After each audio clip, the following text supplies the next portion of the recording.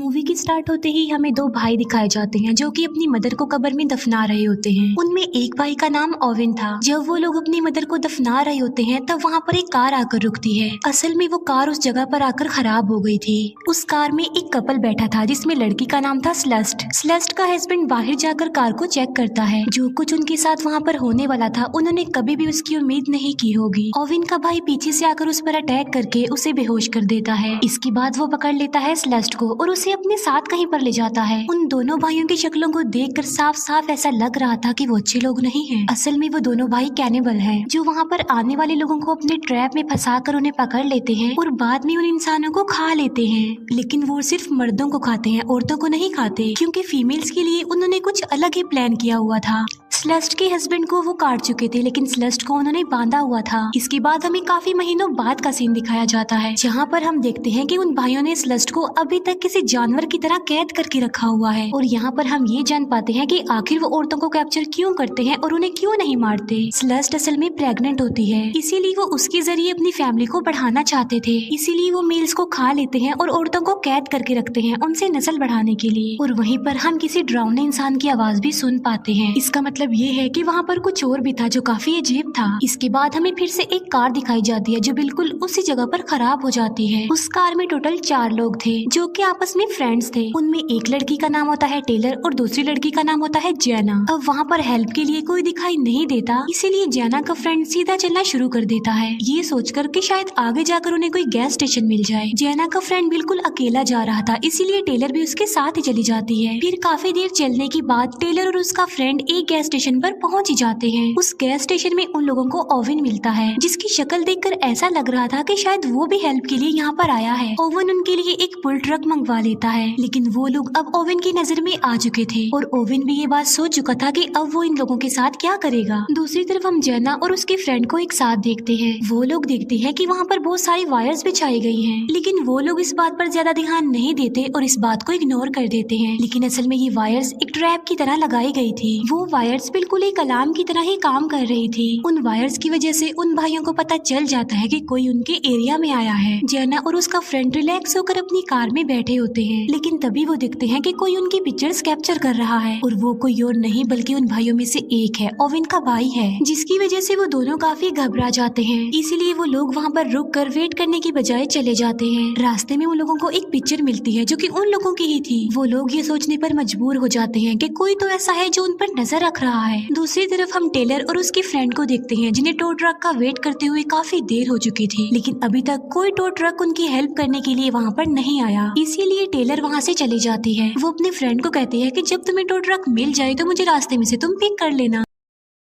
अब क्योंकि वहाँ पर टेलर का फ्रेंड अकेला रह गया था, इसीलिए ओवेन उसे काफी आसानी से मार सकता था। ओवेन टेलर के फ्रेंड से हेल्प मांगता है और इस बहाने वो टेलर के फ्रेंड को बेहोश कर देता है। टेलर उस अकेले जंगल में काफी डर रही होती है, इसीलिए वो वापस उन भाइयों के गैस स्टेशन पर ही आ जाती है और यहाँ पर ओवेन उसे भी पकड़ लेता है। ओवेन ने टेलर के फ्रेंड को अच्छी तरीके से बांध दिया था और वो टेलर को भी अच्छी तरह से पैक करके अपने साथ ले जा रहा होता है। दूसरी तरफ जैना और उसका फ्रेंड और आगे बढ़ते जा रहे थे और रास्ते में उन्हें एक और पिक्चर मिल जाती है जो कि उनके फ्रेंड्स की थी और उस पिक्चर को देखकर उनकी टेंशन और ज्यादा बढ़ जाती है। अभी वो लोग पिक्चर को देख ही रहे होते हैं कि तभी ओवेन का भाई वहाँ पर आ जाता है जो कि बिल्कुल पागल था। जैना तो वहाँ से भागने में कामयाब हो जाती है, लेकिन उसका फ्रेंड वहाँ से भाग नहीं पाता और ओवेन का भाई जैना के फ्रेंड को पकड़ लेता है। भागते भागते जैना एक घर के सामने आ जाती है, जिसे देखकर जैना को थोड़ी तसल्ली हो जाती है। लेकिन मुसीबत की बात तो ये थी कि वो घर भी किसी और का नहीं बल्कि उन दोनों भाइयों का था। इससे पहले कि जैना उस घर में जाती, उसके सामने से एक गाड़ी गुजरती है, लेकिन उन लोगों की किस्मत उनका साथ नहीं दे रही थी, क्योंकि उस गाड़ी में कोई और नहीं था बल्कि ओवेन था, जो कि टेलर को अपने साथ ले जा रहा था। और अब तो ओवेन को जैना भी मिल जाती है और वो उसे भी अपने साथ ले जाता है। घर पहुंचते ही जैना जल्दी से पुलिस को कॉल कर देती है। वहाँ पर जैना को बहुत सारी पिक्चर्स भी देखने को मिलती हैं, जो कि किसी और की नहीं बल्कि विक्टिम्स की थी। यहाँ पर जैना को रियलाइज होता है कि वो कितनी बड़ी मुसीबत में फंस चुकी है। फिर उन दोनों फीमेल फ्रेंड्स यानी टेलर और जैना को बांध दिया जाता है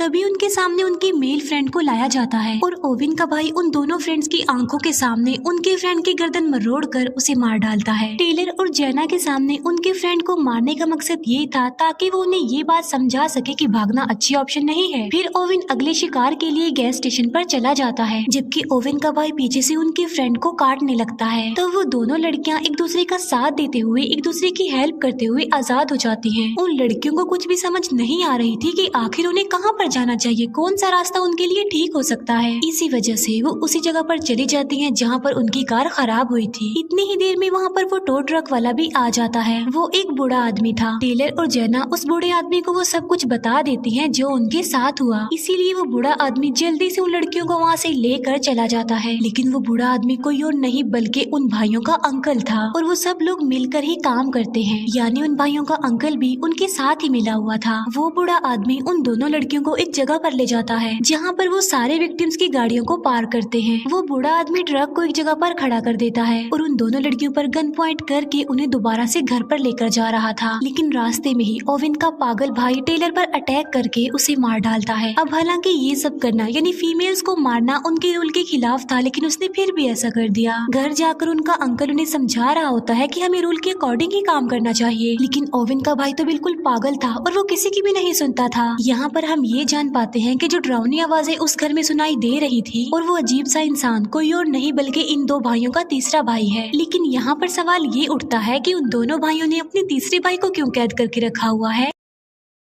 उन लोगों के कन्वर्सेशन के दौरान जेना बड़ी समझदारी का मुजाहिरा करते हुए एक ब्लेड उठा लेती है और जेना को किसी और के साथ नहीं बल्कि स्लस्ट के साथ बंद किया जाता है। जेना जब स्लस्ट की हालत देखती है तब उसे अपना अंजाम भी नजर आ जाता है और वो सोचती है कि अगर मैं यहाँ से टाइम पर ना भागी तो मेरा भी यही हाल होगा। हम देखते हैं कि स्लस्ट अब ना रो रही थी ना चिल्ला रही थी। असल में उन भाइयों ने उसकी जुबान ही काट दी थी, जिसकी वजह से अब ना तो वो बोल पाएगी और ना ही चिल्ला पाएगी हेल्प के लिए। जेना जल्दी से स्लस्ट को आजाद कर देती है और वो ब्लेड अब होता है स्लस्ट के हाथ में। इतना ज्यादा टॉर्चर सहने के बाद अब स्लस्ट को आजादी नजर आ रही थी। वो इस जिंदगी से तंग आ चुकी थी। आजादी यानी वो इस जिंदगी को ही खत्म करना चाहती थी। सबसे पहले स्लस्ट उस बच्चे को मारती है, उसके बाद वो खुद को भी मार डालती है। तभी वहाँ पर ओविन का भाई भी आ जाता है और जब वो स्लस्ट की डेड बॉडी को वहाँ पर देखता है तब उसे काफी दुख होता है। थोड़ी ही देर बाद ओविन भी वहाँ पर पहुँच चुका था। ओविन के अंकल ने पहले ही सब कुछ ओविन को बता दिया था कि तुम्हारे भाई ने एक लड़की को मार दिया है जो कि रूल के खिलाफ है। ओविन अपने भाई को डांटने जाता है लेकिन उसका दिमाग बिल्कुल जैसे खराब हो गया था। ओविन सोचता है कि मेरे भाई का दिमाग खराब है, कहीं वो मुझे ही न मार डाले। इसीलिए ओविन को ही अपने भाई से माफी मांगनी पड़ती है। इसके बाद ओविन अपने भाई को बाहर भेज देता है। ओविन का भाई जब वहाँ से चला जाता है तब ओविन सबसे पहले स्लस्ट की डेड बॉडी को काटता है। दूसरी तरफ जेना किसी तरह उस घर से बाहर आकर एक गाड़ी तक पहुँच जाती है। गाड़ी में जेना को अपना एक फ्रेंड मिलता है, इसीलिए सबसे पहले वो उसे आजाद करती है। वो दोनों सबकी नजर से बचते हुए आजाद हो गए थे और अब वो वहाँ से सेफली निकल भी सकते थे, लेकिन वो लोग गलत वक्त पर गलत फैसला कर लेते हैं क्योंकि जेना का फ्रेंड गन लेकर ओविन को मारने जा रहा होता है। जेना का फ्रेंड ओविन पर काफी फायरिंग करता है और उसे मार डालता है, लेकिन जेना के फ्रेंड को भी कोई शूट कर देता है और वो कोई और नहीं था बल्कि उन भाइयों का अंकल था। लेकिन तभी जेना ओविन के अंकल के सर में क्लीवर नाइफ घुसा कर उसे मार डालती है। अब क्योंकि जेना की उस फ्रेंड की हालत काफी खराब थी, वो मरने वाला था, तो इसीलिए जेना के पास भागने के अलावा और कोई ऑप्शन नहीं था। लेकिन तभी वहाँ पर ओविन का भाई भी आ जाता है और उसने अपने तीसरे भाई को भी आजाद कर दिया था जिसे कैद करके रखा था उन्होंने। और यहाँ पर हम ये जान पाते हैं कि उन्होंने अपने उस भाई को कैद करके आखिर क्यों रखा था। असल में बात ये है कि उनका वो भाई कोई आम इंसान नहीं था जो कि किसी पर भी अटैक करके उसे कच्चा ही खा सकता था, और यही वजह थी कि उसे कैद करके रखा गया था। अब तक ओविन का वो भाई जेना के पीछे पड़ जाता है, लेकिन फिर भी किसी तरह जेना जान बचाते हुए एक कार तक चली जाती है। जेना जल्दी से कार में बैठकर कार स्टार्ट करने लगती है। जेना कार को स्टार्ट करने की काफी कोशिश करती है, लेकिन कार काफी देर बाद जाकर स्टार्ट होती है। जेना बस वहाँ से भागने ही वाली होती है कि तभी वहाँ पर ओविन का भाई आकर जेना को शूट कर देता है और जान से मार डालता है। जेना के मरते ही ये मूवी यहीं पर एंड हो जाती है। Thank you for watching.